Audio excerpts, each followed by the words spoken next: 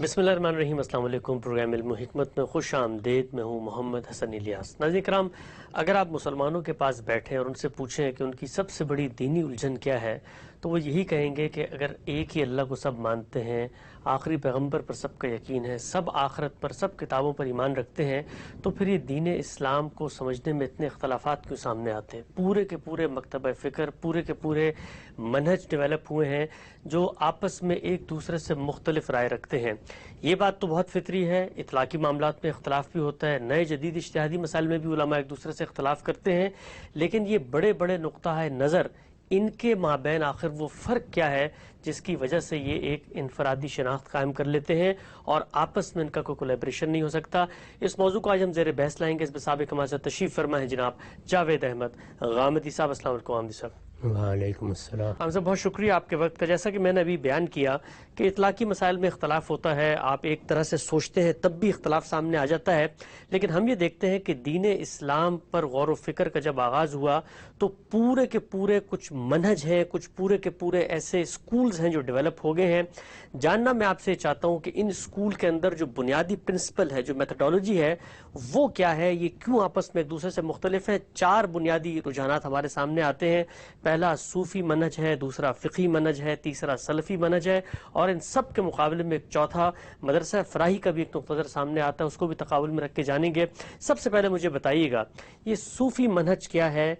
इस मनहज फ़िक्र में सोचने समझने का जो प्रिंसिपल है उसकी असल क्या है, कहाँ से ये फूटता है और इसका सररिश्ता और बुनियाद क्या है? ये बात आपके इल्म में है कि अल्लाह के पैगंबरों ने जो दावत पेश की है उसकी बुनियाद इस चीज़ पर रखी गई है कि अल्लाह ताला ने हमें बनाया है, वो हमारा खालिक है। उसने खल्क के बाद हमारी रबूबियत का एहतमाम किया है, वो हमें पालता है, वो हमें वो तमाम चीज़ें फराहम करता है जो हमारी ज़रूरत है। उसने अगर हमारे अंदर भूख का दाइया पैदा किया है तो उसको मिटाने का एहतमाम भी उसी ने किया है। अगर उसने प्यास का दाइया पैदा किया है तो उसको बुझाने का एहतमाम भी उसी ने किया है। हमारे अंदर जितने दाइयात हैं उन सब के लिए इस कायनात में अल्लाह ताला का एहतमाम पूरी शान के साथ मौजूद है। अल्लाह ताला ने हमें यहाँ इम्तहान के लिए भेजा है। जब इम्तहान के लिए भेजा है तो उसका लाजमी नतीजा क्या है? वो ये कि हमें ये बताया जाए कि इम्तहान किस चीज़ में होना है। इस मामले में इंसान की अक्ल भी बहुत कुछ रहनुमाई करती है, लेकिन अल्लाह ताला ने उसको तन्हा उसकी अक्ल पर नहीं छोड़ा, बल्कि उसने नबूवत का सिलसिला जारी किया और पहले दिन से जारी कर दिया। यानी अल्लाह ने जब इंसानियत की पैदा की तो कुरान हमें ये बताता है कि पहले इंसान की हैसियत से सैयदना आदम को इंसानियत का शर्फ भी हासिल हुआ और इसके साथ उनका नबूवत के लिए भी इस्तिफ़ा हो गया। यानी जैसे ही उन्होंने अल्लाह ताला से तौबा और इस्तिग़फ़ार की और अल्लाह ताला ने उनको दुनिया में ज़िंदगी शुरू करने की हिदायत फरमाई, तो साथ ही ये वाज़े कर दिया कि अब हमने तुम्हारा इस्तिफ़ा भी कर लिया, यानी तुम्हें मुंतखब करके अपनी वही से नवाजा है और अपनी हिदायत भी तुम्हें दी है। इससे ये बात वाज़े हुई कि हमारे खालिक ने जिस तरह हमारी बाकी तमाम ज़रूरियात को पूरा किया है, उसी तरह हिदायत की ज़रूरत को भी पूरा किया है।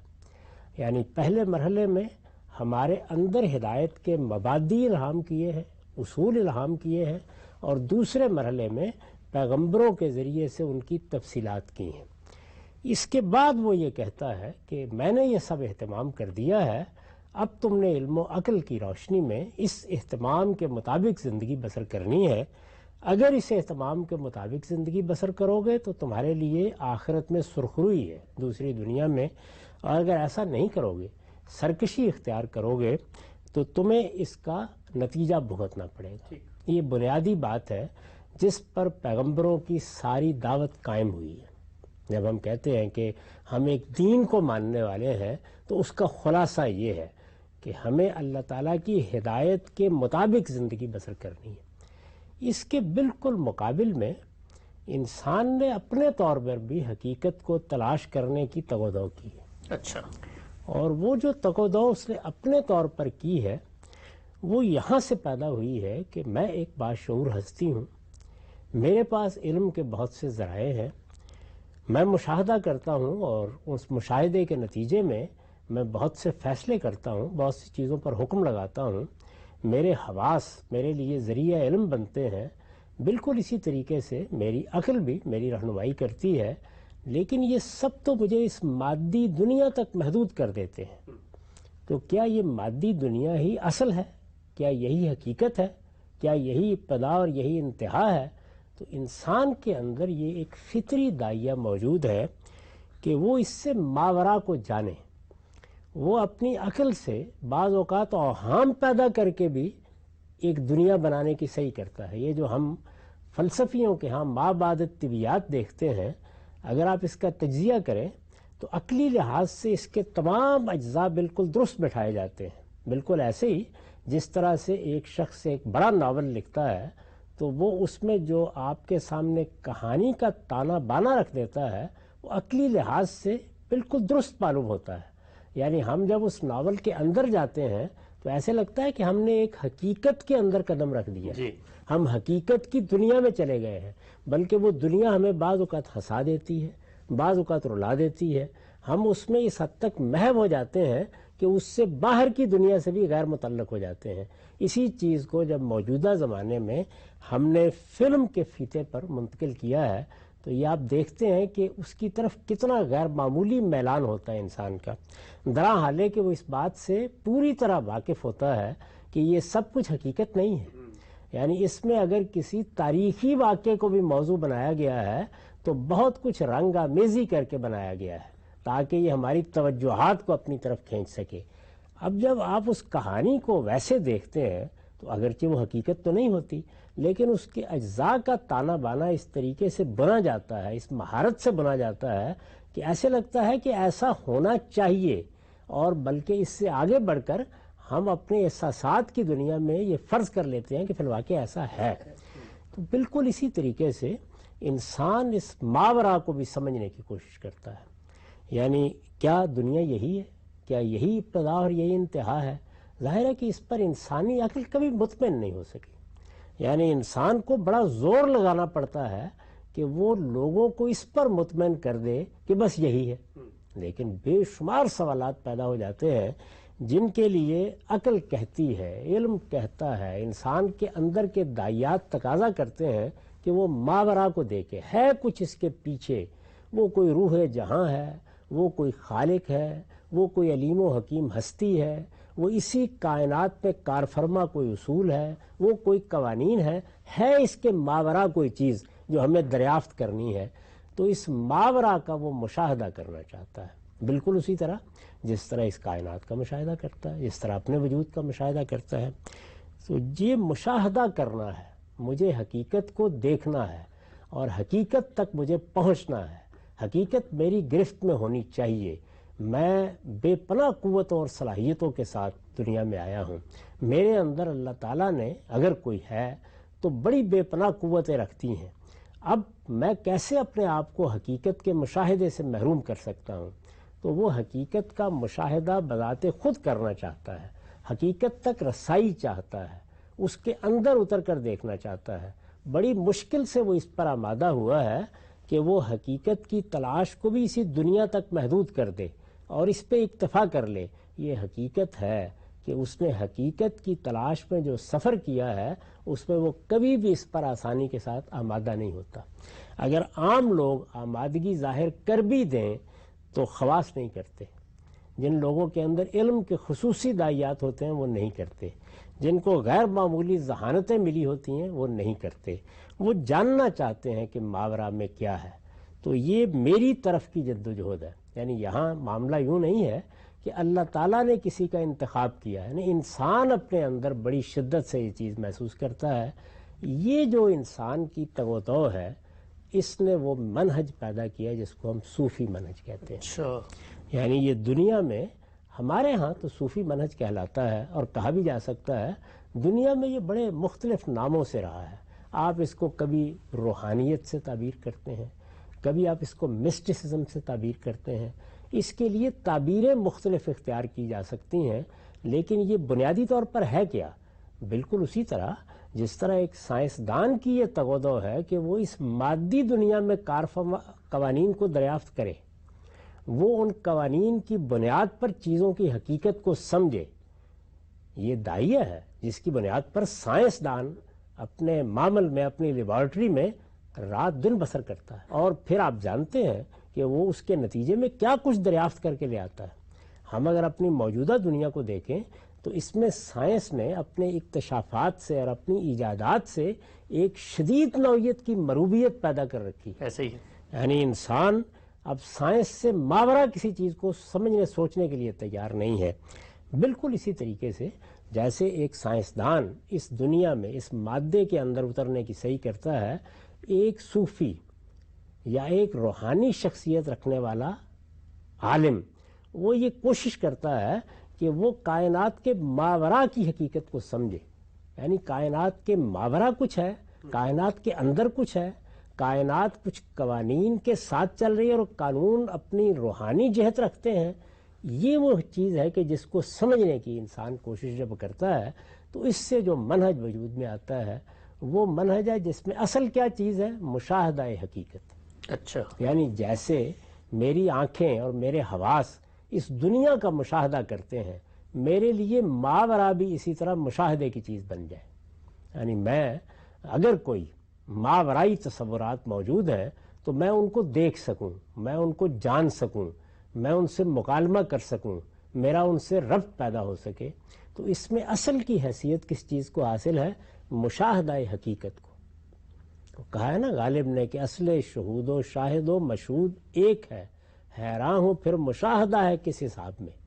تو مشاہدہ ظاہر ہے، مشاہدے کے نتیجے میں شہود کا ایک عمل ہوگا، ایک مشاہدہ کرنے والا ہوگا، ایک وہ چیزیں ہوں گی جن کا مشاہدہ کیا جائے گا۔ تو وہ چاہتا ہے کہ یہ جانے کہ ان کی حقیقت کیا ہے، یعنی کیا یہ الگ الگ وجود ہے یا مشاہدہ اپنی ذات میں ایک حقیقت ہے اور اسی نے در حقیقت یہ ناظر و منظور پیدا کر لیے ہیں۔ یہ سوال پیدا ہوتا ہے نا۔ تو یہ جو سوال ہے کہ میرے سامنے حقیقت کا ماورائی پہلو بھی نمایاں ہونا چاہیے، کیونکہ اس اذعان پر انسان کھڑا رہا ہے کہ ماورا ہی ہے، یعنی اس کائنات کی حقیقت سامنے نہیں ہے، یہ مادے میں نہیں ہے، یہ میرے وجود میں نہیں ہے، یہ قالب میں نہیں ہے۔ یہ بالکل درست ہے کہ فلسفے میں جب تجربیت کے رجحانات پیدا ہوئے ہیں تو بہت بڑے بڑے لوگوں نے اصرار کیا ہے کہ نہیں، اسی سے ابتدا کرنی چاہیے، اس سے ماورا کچھ نہیں۔ ٹھیک، یعنی یہ زمان، یہ مکان، یہی ہماری ابتدا ہے، یہی ہماری انتہا ہے، اس میں کوئی شبہ نہیں۔ لیکن انسان اس پر صدیوں سے کبھی مطمئن نہیں ہوا اور آج بھی اطمینان کی جگہ پر نہیں کھڑا۔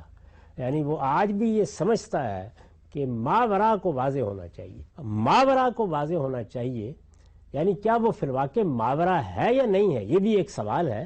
لیکن یہ کہ یہ کائنات جس طرح مجھے نظر آ رہی ہے میں اس پر مطمئن نہیں ہو سکتا کہ یہی ہے۔ تو اب مجھے اس کی حقیقت کو سمجھنا ہے، یہ کہاں سے آئی ہے، اس کی اصل کیا ہے۔ یہ اپنی اس اصل کے نتیجے میں جو مشاہد یا جو مناظر میرے سامنے کھولتی چلی جا رہی ہے وہ کس طرح سے وجود میں آتے ہیں، وہ اس کو جاننا چاہتا ہے۔ تو یہ جاننے کا جو عمل ہے یا جاننے کی خواہش ہے یہ ایک منہج کو پیدا کرے گی نا۔ یعنی آپ کوئی طریقے دریافت کریں گے کہ آپ اس کو جان سکیں، اس کے طریقے کیا ہو سکتے ہیں۔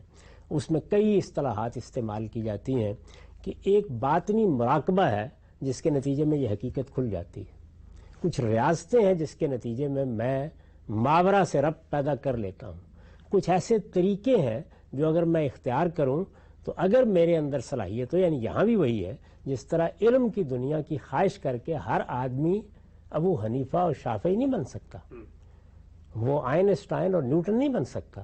بالکل اسی طرح اس میں بھی خواص موجود رہتے ہیں، لیکن کچھ خواص یہ چاہتے ہیں کہ وہ اس کو دریافت کریں، اس کے اندر اتریں۔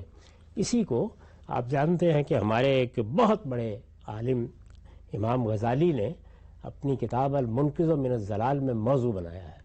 یعنی وہ کہتے ہیں کہ جب میرے اندر یہ شدید طلب پیدا ہوئی کہ میرے لیے حق کو مشاہدے کی چیز بننا چاہیے، یہ استدلالی علم یہ میرے لیے کافی نہیں ہے، میں عقلی مقدمات قائم کر کے اپنے آپ کو مطمئن نہیں کر پاتا، تو پھر میں نے مسلمانوں میں جتنے بھی گروہ تھے ان سب کی طرف رجوع کیا، اور میں نے چاہا کہ مجھے دل کا اطمینان وہاں سے حاصل ہو جائے، یعنی جو میں اپنے اندر ایک اضطراب اور بے چینی محسوس کرتا ہوں، میرے لیے ایک قابل اطمینان صورت نہیں پیدا ہوتی، اس کے لیے میں نے ہر دروازے پر دستک دینا چاہی۔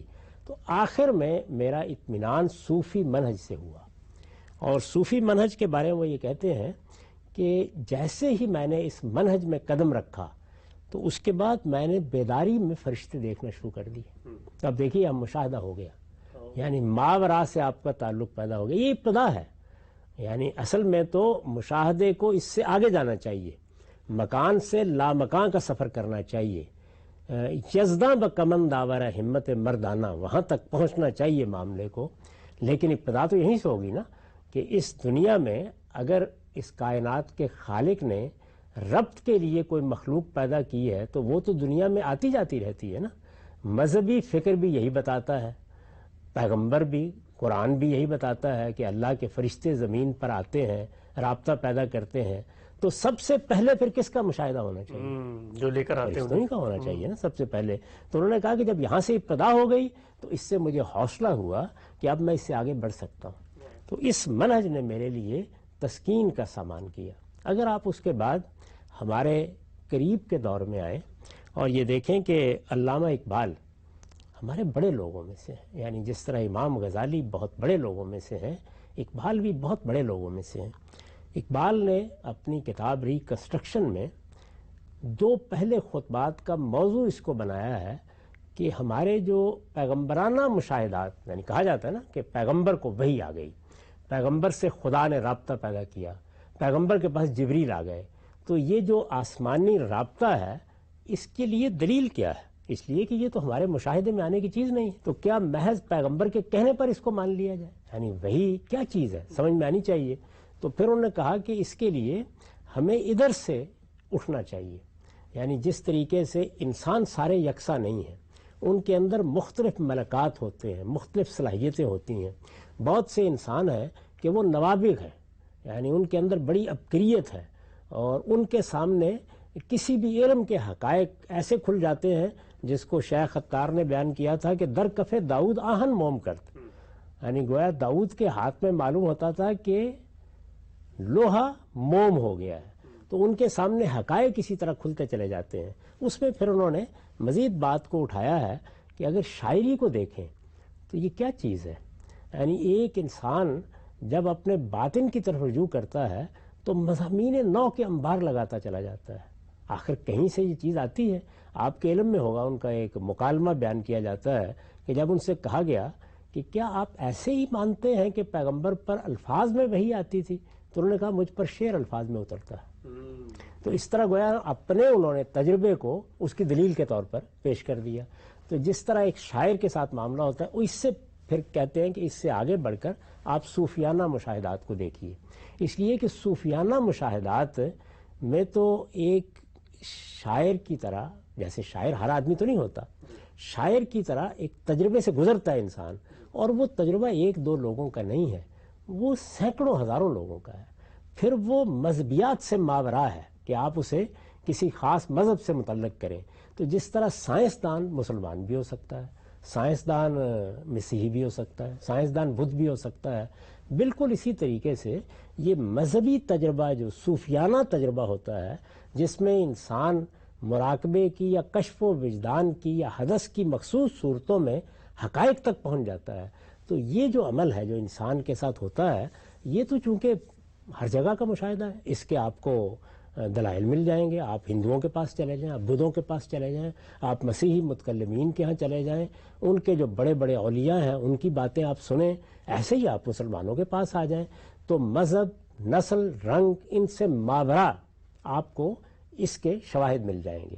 تو اس کا مطلب یہ ہے کہ یہ بجائے خود اسی طرح کا تجربہ ہے جس طرح کے شاعری ایک تجربہ ہے جس میں مضامین الہام ہوتے ہیں، غالب سریر خامہ نوائے سروش ہے۔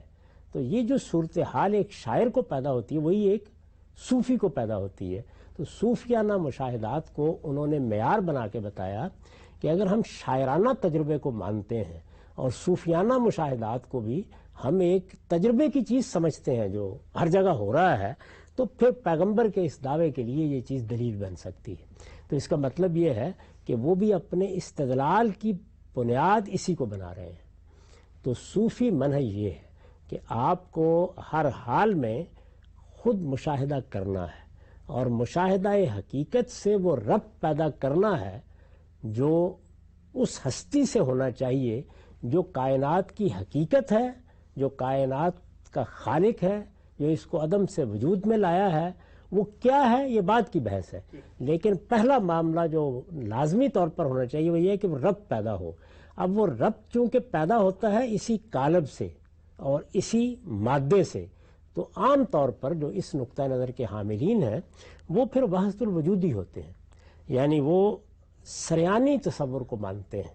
ان کے ہاں ذات خداوندی ایک شخصیت یا ایک پرسنل گاڈ کے طور پر نہیں ہوتا، بلکہ وہ اس کائنات کے اندر ایک سریان کی ہوئی ہستی کے قائل ہوتے ہیں۔ یعنی حلول کیا ہر چیز میں، حلول میں تو ایک دوسری شخصیت ماننی پڑے گی نا، یعنی گویا ایک ہی حقیقت ہے، ایک ہی شخصیت ہے، شخصیت کہہ لیں، وہ ہے جس نے اصل میں یہ جسدی ظہور اختیار کر لیا۔ ٹھیک، تو کوئی دو چیزیں نہیں ہیں، صحیح، یعنی ایسا نہیں ہے کہ کائنات الگ پڑی ہوئی ہے اور کسی ہستی نے اس میں حلول کیا ہے، نہیں، ہستی ہے۔ ہستی ایک لفظ اگر استعمال کر لیں، یا اقبال کے الفاظ میں انائے مطلق ہے، یا ذات صوفی بہت ہے ہے۔ کہ ہاں ذات بہت ہے، کہ جو اصل میں تعینات قبول کرتی ہے تو ظہور ہو جاتا ہے۔ تو یہ ظہور اور حقیقت کا تعلق ہے، نہ کہ دو چیزیں ہیں جن کے درمیان اتحاد یا حلول ہوا ہے۔ تو اس لیے اس مشاہدے کو بنیاد بنا کر وہ سمجھتے ہیں کہ جب تک یہ حق نہ بنے، یہ معیار نہ بنے، اس پر فیصلے نہ کیے جائیں، اس وقت تک آپ حقیقت تک رسائی نہیں حاصل کر سکتے۔ ٹھیک، تو صوفی منہاج یہ ہے، یعنی اس میں اصل کی حیثیت کس چیز کو حاصل ہے؟ مشاہدہ حقیقت کو۔ اسی وجہ سے اس پہ بڑی کشش ہے، یعنی اگر آپ کو یہ بتایا جائے کہ آپ کو ایک پیغمبر کو ماننا ہے اور پیغمبر کے ساتھ خدا کا رابطہ ہے، فرشتہ اس کے پاس آتا ہے اور آپ کو اس کی اطاعت کرنی ہے، وہ جو خدا کی نسبت سے کہتا ہے آپ اسے مانیں گے۔ یہ ایک الگ بحث ہے کہ اس کی دلیل کیا ہے کہ کیوں مانیں، لیکن محض یہ تصور کہ آپ کو کسی دوسرے کی بات ماننی ہے، یہ آپ کے علم میں ہے نا کہ پنڈت جواہر لال نے اپنی خود نوشت میں یہ سوال اٹھایا ہے کہ یہ تصور کرنا کہ میں کسی دوسرے آدمی کی ذہنی غلامی اختیار کر لوں، یہ میرے لیے قابل قبول نہیں ہے۔ پیغمبری پر یہ اعتراض کیا انہوں نے۔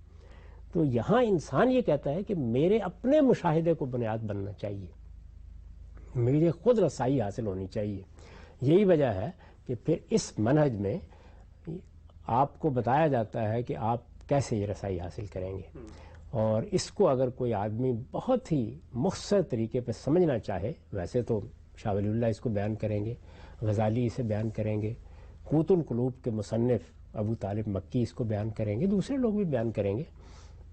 ایسے ہی آپ جب ہندوؤں میں جائیں گے، بدھوں میں جائیں گے، کیونکہ یہ عالمگیر چیز ہے تو وہ بھی اس کو بیان کریں گے، لیکن آپ کو اس کی بہت ہی عمدہ اور نہایت ہی جامع تعبیر ملتی ہے شاہ اسماعیل شہید کی ابقات میں۔ اچھا، اس کا خاص طور پر جو آخری ابقہ ہے، چوتھا ابقہ، جس میں انہوں نے بیان کیا چوتھا اشارہ، ابقات تو پھر مزید اس کی تقسیم ہے، اس میں انہوں نے یہ بیان کیا ہے کہ جس وقت یہ شخص یعنی جو مشاہدے کو اپنی منزل بنا کر اوپر اٹھتا ہے اور باطنی حقائق تک رسائی حاصل کرتا ہے اور اس کائنات کی حقیقت کو جانتا ہے، اور وہ حقیقت وحدت الوجود ہے، یعنی وہی چیز ہے، یہی مشاہدے سے واضح ہو جاتا ہے تو اس کو ایک مرحلے کے اوپر جا کر بالکل وہی چیز حاصل ہو جاتی ہے جو پیغمبر کو اوپر سے حاصل ہوتی ہے۔ اچھا، یعنی وہ بھی وہیں سے پاتا ہے جہاں سے پیغمبر پاتے ہیں، اور پھر اس کے بعد گویا ملائے اعلیٰ سے اس کا جو ربط پیدا ہوتا ہے، اس کے لیے مختلف تعبیریں ہیں، اختیار کی جاتی ہیں۔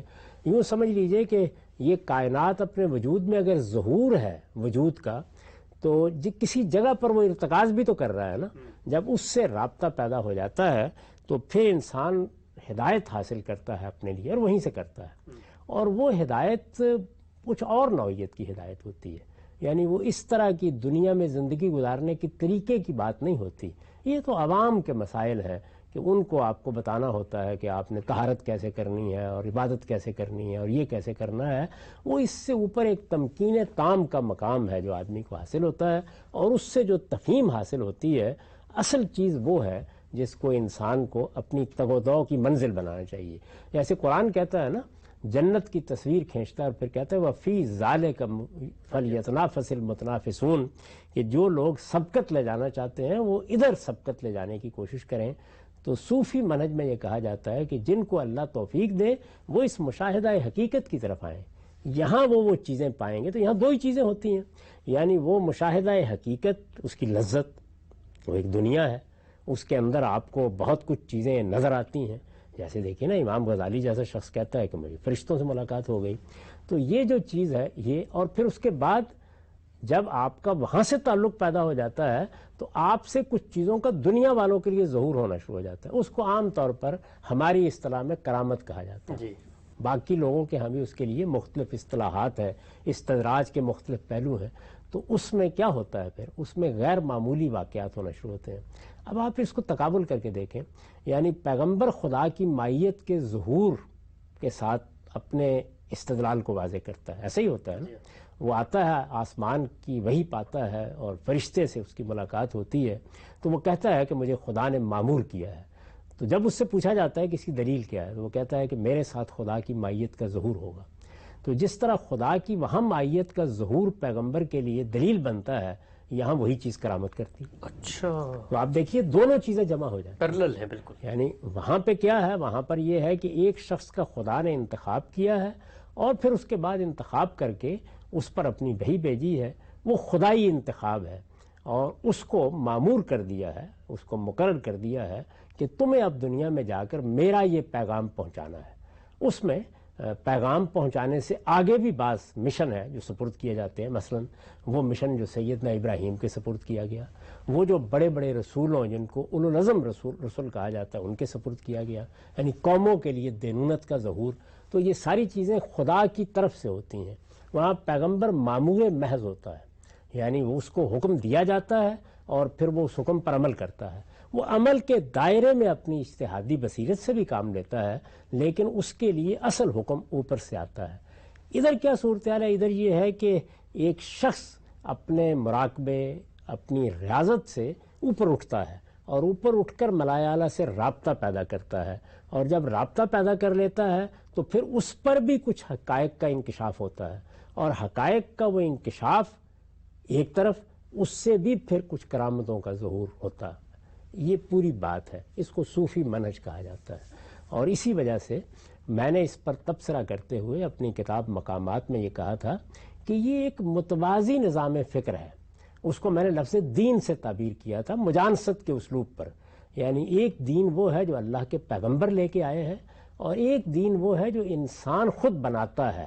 تو یہ دین ہے جس کو ہم چاہیں تو صوفی منہج سے تعبیر کر لیں، چاہیں تو روحانیت کا لفظ استعمال کر لیں، چاہیں تو اس کے بارے میں یہ کہیں کہ یہ مسٹسزم ہے، یا جو بھی تعبیر اختیار کریں۔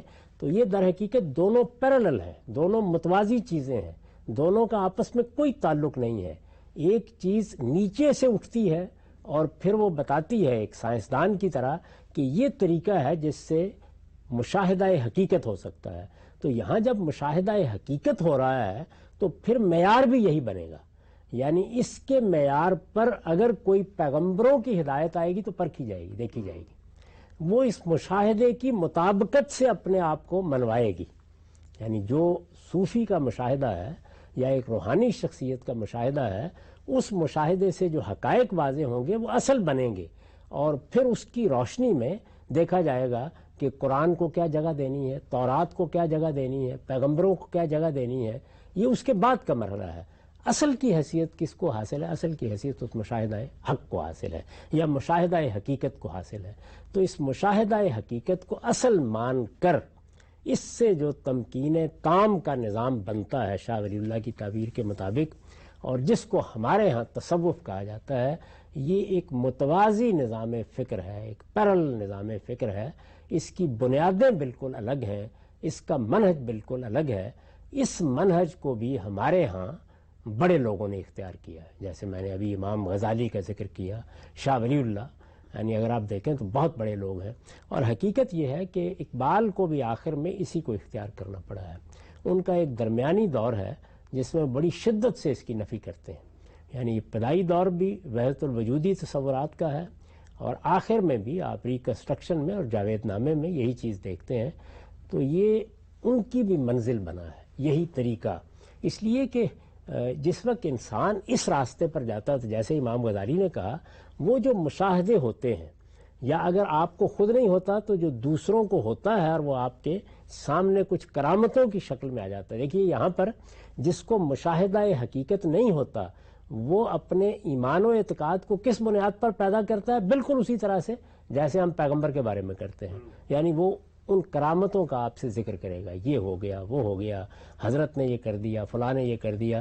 چنانچہ آپ ان حضرات کی تحریروں میں اسی طرح کے واقعات ہیں جو دیکھیں گے. یہ جو تذکرۃ الاولیاء قسم کی کتابیں ہوتی ہیں ان کو اگر آپ پڑھیں تو آپ کو وہ یہی بتائیں گے کہ مشاہدات کیسے ہوئے، ریاستیں کیسے ہوئیں، مراقبات کیسے ہوئے، پھر اس کے منازل کیسے طے ہوئے، پھر منازل طے ہونے کے بعد وہ آدمی کہاں پہنچا اور جب وہ وہاں پہنچ گیا تو پھر اس سے صادر کیا کچھ ہوا، اور وہ یہی چیزیں ہوتی ہیں جتنی ہیں. تو اگر آپ غور کر کے دیکھیں تو اپنی ابتدا سے انتہا تک یہ بالکل ایک متوازی چیز ہے، ایک پیرلل چیز ہے جس کے اپنے اصول ہیں. اب جب اس کو آپ کسی دین میں لائیں گے، ظاہر ہے کہ مسلمان مثال کے طور پر ایک محقق ہے، عالم ہے، محدث ہے، وہ اس سے بھی متاثر ہوا ہے اور وہ اس چیز کو اس کے ساتھ مطابقت پیدا کرنا چاہتا ہے. یہ آپ کے علم میں ہے نا کہ ہمارے ہاں پچھلے 200 سال سے سائنس کی مطابقت مذہب سے پیدا کی جاتی ہے. اس پہ بحثیں ہوتی ہیں، اسلام اور سائنس، مذہب اور سائنس دونوں کا باہمی کیا تعلق ہے. حالانکہ سائنس بھی بالکل اسی طرح ایک متوازی چیز ہے، وہ اپنی جگہ ایک علم ہے، اس کے اپنے ذرائع ہیں. یعنی ہمارے ہاں ان دونوں میں بھی ایک ربط پیدا کرنے کی کوشش کی جاتی ہے اور بہت سے لوگ تو اس سے آگے بڑھتے ہیں اور وہ سائنسی اکتشافات اور سائنسی ایجادات کے ماخذ مذہبی کتابوں میں تلاش کرنا شروع کر دیتے ہیں. اس پر کتابیں لکھی ہیں لوگوں نے بہت سی. اس میں صرف ہم مسلمان ہی نہیں، ہر قوم کے لوگوں کو آپ دیکھیں گے کوئی ویدوں میں سے بعض آیتیں تلاش کر لیتا ہے اور دنیا کی تحقیقات اس میں سے. تو بالکل یہی صورتحال، یعنی مذہب اپنی جگہ پر ایک بڑی طاقتور چیز ہے، وہ مذہب جو پیغمبر لے کے آتے ہیں، تو ان کے درمیان مطابقت پیدا کرنے کے نتیجے میں صوفی منہج وجود میں آ جاتا ہے، ایک میتھڈالوجی وجود میں آتی ہے. اس میں پھر ظاہر ہے کہ مسلمان ہے تو قرآن کو بھی دیکھے گا، حدیث کو بھی دیکھے گا، پیغمبروں کی تعلیمات کو بھی دیکھے گا، پیغمبر کے اسوہ کو بھی سامنے رکھے گا. ان کے درمیان یہ ربط پیدا کر کے پھر ایک پوری تعبیر وجود میں آتی، چیزوں کو دیکھنے کا ایک زاویہ نظر پیدا ہوتا ہے.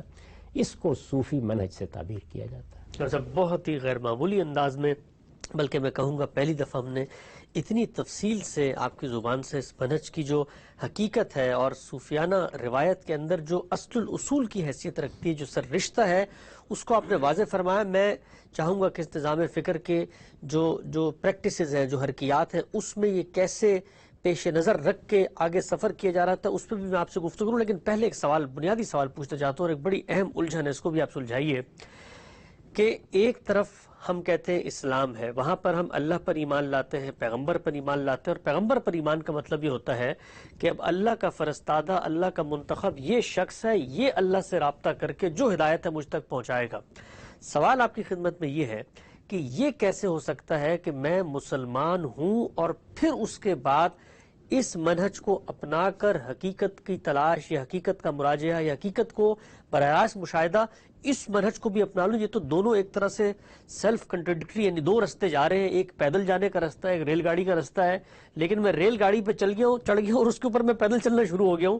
تو یہ مجھے بتائیے گا کہ پہلے تو چلے لوگوں نے حقیقت کو تلاش کا ذریعہ بنایا، مسٹک ریلیجن تھے، یہ مسلمان ہونے کے بعد یہ کیسے ہو سکتا ہے کہ پھر ہم حقیقت کو باقاعدہ مشاہدے کے لیے پھر سرگرداں ہو جائیں؟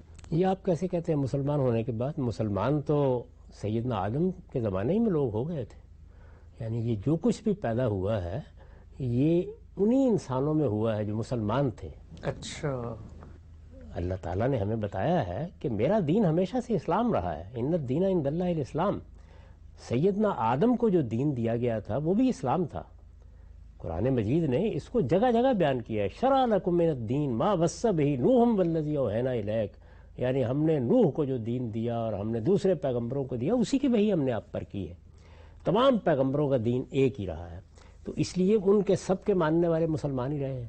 تو جس نے بھی اس کو اپنایا ہے مسلمان ہوتے ہوئے اپنایا ہے، اپنے اپنے زمانے کے لحاظ سے، تو اس لیے ان میں کوئی استباد نہیں ہے۔ اچھا آپ دیکھیے تھوڑی دیر کے لیے، کیا مسلمان سائنس کو اختیار نہیں کرتے؟ سائنس کے ماہر نہیں ہوتے؟ سائنسی اکتشافات سے فائدہ نہیں اٹھاتے؟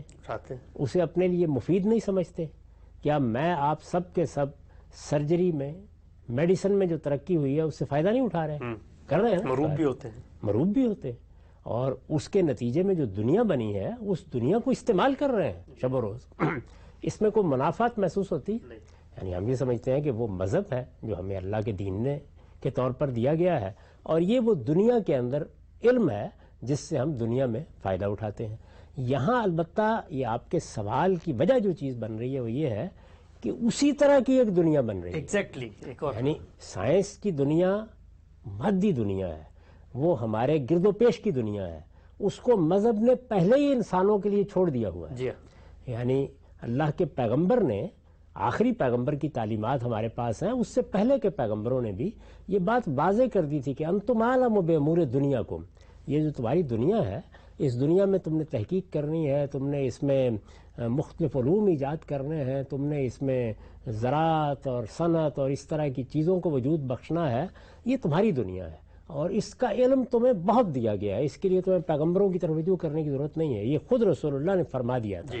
تو اس وجہ سے یہ دنیا تو پیغمبروں نے خود چھوڑ دی تھی تاکہ وہ اس دنیا میں انسان کو جو کچھ وہ کرنا چاہتا ہے کرتے ہوئے دیکھیں، اور اپنی دنیا انہوں نے یہ بتائی تھی کہ اللہ تعالیٰ اس کائنات میں تمہاری حیثیت متعین کر کے، تمہارے ماخذ سے تمہیں مطلع کر کے، تمہارا انجام تمہیں بتا کے یہ چاہتا ہے کہ تم اس دنیا کے لیے کامیابی حاصل کرو جو بعد میں آنے والی ہے۔ یعنی انہوں نے ساری دعوت کو اس طرح متعلق کر دیا تھا۔ اب یہاں صورتحال یہ ہے کہ جو پیغمبروں کی ہدایت ہے یا پیغمبروں کو جو ملتا ہے، یہاں پر روحانیت وہی چیز اپنے طور پر حاصل کرنا چاہتی ہے، اور جب وہ اپنے طور پر حاصل کرنا چاہتی ہے تو اس کے نتیجے میں پھر یہ متوازی دین بن جاتا ہے، یعنی یہ محض ایک سائنسی فکر نہیں رہتا، متوازی دین بن جاتا ہے۔ تو یہ سوال اس لحاظ سے ریلیونٹ ہے کہ یہ کیسے قبول کر لیا جاتا ہے۔ اس کو بڑے اچھے طریقے سے وہ بیان کرتے ہیں۔ وہ یہ کہتے ہیں کہ دیکھیے بات یہ ہے کہ یہ جو تجربہ ہے یا یہ جو مشاہدہ ہے یا اس طرح چیزوں کا ظہور ہے، یہ تو بالکل واضح ہے کہ یہ ہر آدمی کو نہیں ہوتا۔ یعنی ایسا نہیں ہے کہ سارے لوگوں کو ہو جائے، جیسے سارے لوگ شاعر نہیں ہوتے، سارے لوگ سائنسدان نہیں ہوتے، تو اس میں آپ دوسروں پر انحصار کر رہے ہوتے ہیں نا، تو اس تجربے کو بھی بہت سے لوگوں پر گزرنا ہے، لیکن اس کا جو نتیجہ نکلنا ہے وہ نتیجہ چند خواص کے لیے نکلتا ہے۔ یعنی وہ کتنے لوگ ہیں جن کو مشاہدہ حق ہوا ہے، کتنے غزالی ہیں، کتنے شاہ ولی اللہ ہیں۔ پھر جو کرامتیں بیان کی جاتی ہیں وہ بھی تو ان اولیاء ہی کی ہے نا جن کا تذکرہ 500-700 صفحے کی کتاب میں سما جائے گا۔ اچھا ہم اپنے زمانے میں تلاش کرتے ہیں تو کروڑوں میں کوئی 2 بھی نہیں ملتے، ایسی صورتحال ہے نا۔ تو اگر یہ صورتحال ہے تو پھر وہ کہتے ہیں کہ عوام کی رہنمائی کون کرے گا؟ عوام کی رہنمائی اس راستے پر تو کی نہیں جا سکتی کیونکہ اس کی وہ صلاحیت نہیں رکھتے، تو ان کی رہنمائی پیغمبر کر رہے ہیں۔ تو اس لیے ان دونوں چیزوں میں منافعات نہیں ہے، وہ اپنے دائرے میں اپنا کام کر رہے ہیں، ہم اپنے دائرے میں اپنا کام کر رہے ہیں۔ تو اس کو بیان کیا نا شاہ ولی اللہ نے کہ عوام کو ضرورت ہے اس امر کی کہ ان کو بھی مظالم سے نجات دلائی جائے، ان کو بھی کسی نظم میں رکھا جائے، ان کے اندر بھی ایک ڈسپلن پیدا کیا جائے، ان کے بھی نفس کی تطہیر کی جائے۔ اس کے لیے وہی طریقے موضوع ہیں جو پیغمبروں نے بتائے ہیں، عوام کے لیے وہی طریقے موضوع ہیں، لیکن وہ تمکین تام جو خواص کو حاصل ہوتی ہے اس کے لیے کیا راستہ اختیار کیا جائے۔ تو اس طرح سے انہوں نے ہدایت کو 2 حصوں میں تقسیم کر دیا۔ خواص کے لیے ہدایت کے آخری مراحل تک پہنچنے کا یہ طریقہ ہے۔ اس لیے وہ یہ کہتے ہیں کہ یہاں پر جو آدمی آخری منزل پر پہنچ جاتا ہے وہ اصلاً پیغمبر کا محتاج نہیں رہتا، بالکل نہیں، لفظوں میں بیان کرتے ہیں اس بات کو، اور میں نے یہ جتنی چیزیں میں بیان کر رہا ہوں اس کے حوالے اپنی کتاب میں دے دیے ہیں، وہ کوئی دیکھنا چاہے دیکھ لے۔ وہ یہ کہتے ہیں کہ اس کے بعد وہ محتاج نہیں رہتا، بلکہ اسے ملائے اعلیٰ سے یہ حکم دیا جاتا ہے کہ وہ اپنے زمانے کے پیغمبر کی پیروی کرتا رہے۔ یعنی رابطہ تو براہ راست ہو گیا ہے، لیکن وہاں سے اسے کہا جاتا ہے کہ دنیا کا نظم چونکہ پیغمبروں کے ذریعے سے چلایا جا رہا ہے، دنیا میں ہدایت کا نظم، تو اس لیے تم نے پیغمبروں کی طرف ہی رجوع کرنا ہے، یعنی پیغمبروں کے ساتھ وابستہ رہنا ہے اور ان کی ہدایت کی ظاہر میں پیروی کرنی ہے، اگرچہ حقیقت تم پر کھل گئی ہے۔ تو ظاہر ہے کہ پھر اس میں اصول میں تو یہ بات ایسے بیان کر دی جائے گی، لیکن جو لوگ اتریں گے ان میں کوئی وہ بھی ہوگا کہ جو انا الحق کہہ دے گا، وہ بھی ہوگا جو یہ کہے گا کہ مجھے تمام تکلیفات شرعیہ سے بالکل الگ کر دیا گیا ہے، کہہ دیں گے نا اس طرح کی چیزیں۔ اس کے بارے میں پھر کہا جاتا ہے کہ یہ سر حق ہے، اس کو بیان کرنا موضوع نہیں ہے، یعنی تمہیں چاہیے یہ تھا کہ تم ظاہر کا پردہ نہ اٹھاتے، پھر اس میں وہ یہ کہیں گے۔ تو اس سے آپ اندازہ کر سکتے ہیں کہ انہوں نے ایک ربط پیدا کر لیا اس کے اندر، یعنی یہ عوام کے لیے پیغمبروں کی ہدایت ہے اور خواص کے لیے یہ طریقہ ہے۔ چنانچہ جو پھر اس کی کلاسیکی کتابیں ہیں، آپ قوت القلوب کو دیکھیں، اسی طرح غزالی کی احیاء العلوم کو دیکھیں، شاہ ولی اللہ کو دیکھیں، شاہ اسماعیل کی ابقات کو دیکھیں، تو آپ کو یہ بالکل واضح طور پر ملے گا کہ وہ ایک ایک دینی تصور کو پھر عوام، خواص اور اخص الخواص میں بانٹ دیتے ہیں۔ یعنی عوام کی توحید کیا ہے، وہی جو قرآن میں بیان ہوئی ہے، جو پیغمبر نے بتائی ہے۔ خواص کی توحید وہ پھر خود بیان کریں گے، اخص الخواص کی توحید وہ بیان کریں گے۔ اسی طرح صبر کیا ہے، شکر کیا ہے، توکل کیا ہے، یہ جتنی دینی تعبیرات ہیں ان دینی تعبیرات کو وہ لیں گے اور یہ بتائیں گے کہ وہ جو تمہارا دین ہے، جو پیغمبروں کا دین ہے، اس میں اس کی حد یہ ہے، اور ہمارے ہاں تمکین تام میں آ کر اس کی حقیقت یہ بنتی ہے۔ تو یہ دونوں چیزوں کو وہ عوام اور خواص میں تقسیم کر کے آپ کے لیے قابل فہم بنا دیتے ہیں۔ اور پھر اس کے بعد جب ان سے پوچھا جاتا ہے کہ کیا تم نے یہ سب کچھ حاصل کر لیا، تو پیغمبر سے تو تم غیر متعلق ہو گئے، اس کے نتیجے میں ضرورت نہیں رہی۔ تو اس کے لیے شاہ ولی اللہ نے وہ مثال دی ہے کہ اس طرح سمجھو کہ فیض وہیں سے آ رہا ہے، لیکن وہ فیض پھر کہاں سے آیا ہے؟ وہ قرآن سے تو نہیں آیا، وہ حدیث سے تو نہیں آیا، وہ سنت سے تو نہیں آیا، وہ پیغمبروں کی تاریخ سے تو نہیں آیا، اسوہ حسنہ سے تو نہیں آیا، وہ کہاں سے آیا ہے؟ تو وہ کہتے ہیں کہ ایسے سمجھو اس بات کو کہ جیسے آفتاب چمک رہا ہے، تو آفتاب کی حدت کائنات میں پھیل رہی ہے۔ اب اگر فرض کیجئے کہ ایک کھیت میں خربوزہ ہے تو وہ اسی کی حدت سے فیض یاب ہو رہا ہے، اس کی حیات اسی پر مبنی ہے، لیکن نہ خربوزے کو معلوم ہے کہ یہ اسے کہاں سے حاصل ہو رہا ہے، اور نہ آفتاب کو معلوم ہے کہاں سے حاصل ہو رہا ہے۔ تو یہ مثال دے کے انہوں نے ان دونوں کے باہمی تعلق کو واضح کیا ہے۔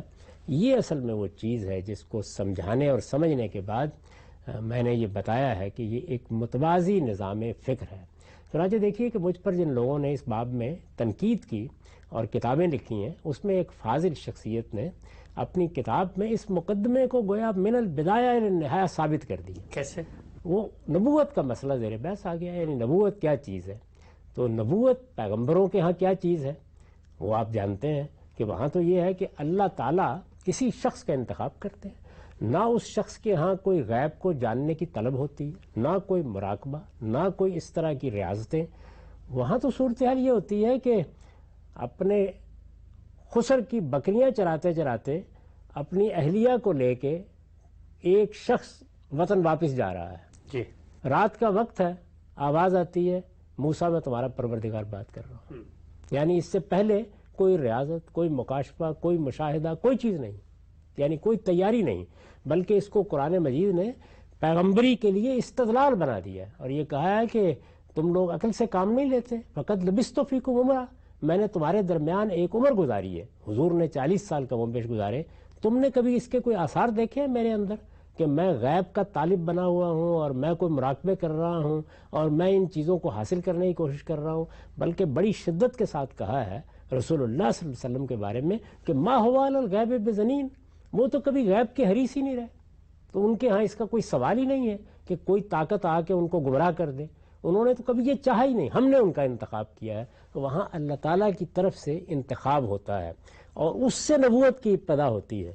تو انہوں نے اپنی اس کتاب میں بڑی وضاحت کے ساتھ یہ بتا دیا کہ یہاں نبوت کا مطلب ہی اور ہے۔ اچھا، یہاں اصل میں نبوت کی ابتدا اس فیضان وجود سے ہو گئی ہے جب کہ میں ایک خلق کے مرحلے سے گزرا ہوں۔ وہ خلق کا مرحلہ کیا ہے؟ مجھے واجب الوجود سے ایک وجود ملا ہے، یہ میرے اندر جو وجود آنے کا عمل ہوا ہے یہ بجائے خود نبوت ہی ہے، اور پھر یہی آگے بڑھتے بڑھتے اس تعلق میں پیدا ہو جاتی ہے جس کو میں نے بیان کیا کہ شاہ ولی اللہ یا شاہ اسماعیل پھر بیان کرتے ہیں کہ اس منزل تک جب ہم پہنچتے ہیں تو یہ تفہیم کا درجہ حاصل ہوتا ہے جہاں پر ساری چیزیں اسی طرح حاصل ہونی شروع ہو جاتی ہیں جس طرح پیغمبروں کو حاصل ہوتی ہیں. تو دیکھیے یہاں پر نبوت بھی ایک دوسری اصطلاح بن گئی اور اس کو اس نظام فکر میں رکھ کر سمجھنا ضروری ہو گیا. تو یہ اس بات کی تصویب ہے کہ یہاں پر اصطلاحیں بھی اپنی ہیں، ان کے استعمال کے طریقے بھی اپنے ہیں، ان کا مطلب بھی اپنا ہے، اور اس طرح ایک متوازی نظام کو گویا مذہب کے ساتھ بلینڈ کرنے کی صحیح کی گئی ہے بنیادی طور پر. اس طرح کے معاملات اور بھی لوگ کرتے رہتے ہیں. یعنی آپ یہ دیکھتے ہیں کہ یہ سوال پیدا ہوا جب دنیا نے جمہوریت کو ایک نظام کے طور پر اختیار کر لیا کہ اس میں کیا ہے، مذہب قبول کرتا ہے نہیں قبول کرتا. ہوا نا یہ سوال. اسی طرح سوشلزم کے بارے میں یہی سوال پیدا ہوا. ہوئی دنیا نے ایک بڑی حقیقت بتایا گیا، دریافت کر لی ہے. یہ تو پہلی مرتبہ تاریخی عمل دریافت ہو گیا. پتہ چل گیا ہے کہ تاریخ میں طبقات کیسے پیدا ہوتے ہیں اور ان کے درمیان کشمکش کیسے ہوتی ہے اور ان کا سنتھیسس کیسے ہوتا ہے اور اس امتزاج کے نتیجے میں دنیا آگے کیسے بڑھتی ہے. تو اب چونکہ ہم نے کلاس لیس سوسائٹی کی طرف بڑھنا ہے اور اس کے لیے پورے تاریخی عمل کو ایک بہت بڑے شخص نے دریافت کر لیا ہے، صاحب سرمایہ نے. اب دیکھیے نا کہ صاحب سرمایہ نے جب اس کو دریافت کیا تو ہمارے شاعر نے اس کو خراج تحسین پیش کیا کہ صاحب سرمایہ از نسل خلیل، یعنی آپ پیغمبر بے جبرئیل کارل مارکس کو کہا. تو ظاہر ہے کہ ایک بہت بڑی دریافت سمجھی گئی. تو اس کے بعد بھی یہ سوال پیدا ہوا مسلمانوں کے بہت سے لوگوں میں کہ اصل میں جو اقتصادی عمل ہے اور دنیا کے اندر جس طرح طبقاتی کشمکش پیدا ہوتی ہے اور جس طرح اس کے نتائج نکلتے ہیں، تو یہ چیز جو ہے یہ مذہب اس کو کیسے رد کر سکتا ہے. تو ان دونوں میں بھی ایک تعلق پیدا کرنے کی صحیح کی گئی. چنانچہ اگر آپ پچھلے 200 سال میں بعض تحریریں پڑھیں تو یہ آپ کو معلوم ہوگا کہ بہت سے مفکرین ہیں جنہوں نے اسی طرح سے قرآن مجید کی آیات سے اس پورے تصور کو ثابت کرنا چاہا. ثابت کیا یا نہیں کیا وہ تو ایک الگ بحث ہے، لیکن اس کو ثابت کرنا چاہا. تو یہ فطری طلب ہے، اس طرح پیدا ہوتی ہے. چنانچہ جن لوگوں نے مشاہدے کو اپنی بنیاد بنایا اور خواص کے لیے اسی طریقے کو اصل قرار دیا اور اس طریقے کے بارے میں ان کو اطمینان ہو گیا کہ یہ ایک حقیقی طریقہ ہے، انہوں نے پھر اس کو مذہب سے اختلاط کے ساتھ بیان کرنے کے لیے یہ تعبیر اختیار کی کہ وہ عوام کی ہدایت کا ذریعہ بنتا ہے اور یہ خواص کی ہدایت کا ذریعہ بنتا ہے. لیکن اب خواص پیغمبر سے بھی کسب فیض کرتے ہیں. اس کا طریقہ کیا ہے؟ وہ طریقہ وہ نہیں ہے جو تم لوگ اختیار کرتے ہو کہ یہ قرآن میں لکھا ہوا ہے یا حدیث میں لکھا ہوا ہے. وہ ہے جو خربوزے کے آفتاب سے حدت کشید کرنے کا طریقہ ہے، اور وہ طریقہ ہم نے ایجاد کر لیا. رام صاحب، یہ جو آخری آپ نے مثال دی ہے، بلکہ ایسا بھی ہوتا ہے کہ جب اس منہج میں جا کے سوال کیا جاتا ہے تو کہا یہی جاتا ہے کہ آپ سوال نہ کریں، بلکہ کچھ ایسے حقائق ہیں کہ جن کو صرف دکھایا جا سکتا ہے، سمجھایا نہیں جا سکتا. بڑی اہم اور بڑے ہی جس کو آپ کہتے ہیں اہمیت کے حامل موضوع پہ ہم نے غام صاحب سے گفتگو کا آغاز کیا کہ جتنے منہج فکر ہمیں نظر آتے ہیں اور جتنے سکولز ہیں دین اسلام کو سمجھنے میں، ان کی بنیاد کیا ہے اور وہ کیا اصل اصول ہے جس کی بنیاد پر یہ ڈیولپ ہوتے ہیں. پہلی چیز زیر بحث آئی صوفیانہ روایت. انشاءاللہ باقی جتنی چیزیں ہیں، فقہی روایت، اس طرح سے صوفیانہ روایت کے ساتھ ساتھ سلفی روایت، اور پھر آخر میں مدرسہ فراہی، ان کے اصل کیا ہے، سب کچھ زیر بحث آئے گا. وقت یہاں پہ ختم ہوتا ہے، دوبارہ حاضر خدمت ہوں گے. اب تک آگے بہت شکریہ.